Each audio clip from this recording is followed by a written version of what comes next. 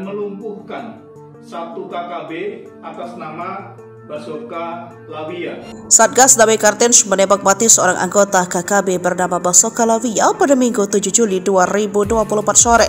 Keberadaan Basoka Lawia diketahui ketika aparat gabungan tengah melakukan razia di Kampung Topo, Distrik Uapa, Kabupaten Nabire, Papua Tengah. Ia terlibat dalam sejumlah aksi kriminal yang terjadi di Intan Jaya dan Paniai. Korps Damai Kartens Brigjen Faisal Ramdhani dalam keterangannya Senin 8 Juli 2024. Ia merupakan anggota KKB Kodam Intan Jaya, pimpinan Undius Kokoya. Ia disebut-sebut tangan kanan atau ajudan dari Undius Kokoya. Perannya di KKB cukup signifikan. Sementara itu, Kasatgas Humas Operasi Damai Kartens Kombes Bayu Saseno mengatakan Basoka Lawia sempat melakukan perlawanan ke petugas hingga akhirnya terpaksa dilumpuhkan. Yang bersangkutan langsung kami kejar untuk kami tangkap. Namun yang bersangkutan melakukan perlawanan sehingga dengan terpaksa kami lakukan tindakan tegas terukur, kata Bayu. Basoka juga tercatat terlibat dalam beberapa aksi kriminal di wilayah Intan Jaya dan Paniai di sepanjang tahun 2024. Ia merupakan terduga pelaku pembunuhan sopir angkot Rusli 40 tahun di Kabupaten Paniai, Papua Tengah. Selain itu, dia juga terlibat dalam kasus pembakaran rumah dinas ASN di Kampung Mamba, Distrik Sugapa, Intan Jaya pada Sabtu 20 Januari 2024. Kemudian ia juga terlibat dalam aksi penangkapan dan penggeledahan terhadap kepala Kampung Oniai yakni Efraim Kobai pada Senin 6 Mei 2024. Lalu diduga terlibat aksi penembakan dan pembakaran kios dan gedung SD di Kampung Uwibuto, Distrik Paniai Timur pada Selasa 22 Mei. Selanjutnya, Basoka juga terlibat dalam aksi pembunuhan terhadap supir angkot Rusli di Kampung Kopo, Paniai Timur pada Selasa 11 Juni 2024. Pada 21 Mei 2024, Basoka kabarnya ditembak mati aparat gabungan TNI Polri. Namun penembakan tersebut dibantah juru bicara TPNPB OPM Sebi Sampo. Dalam keterangannya, Sebi menyebut identitas anggotanya yang tewas adalah Detios Kogoya alias masyarakat Kogoya.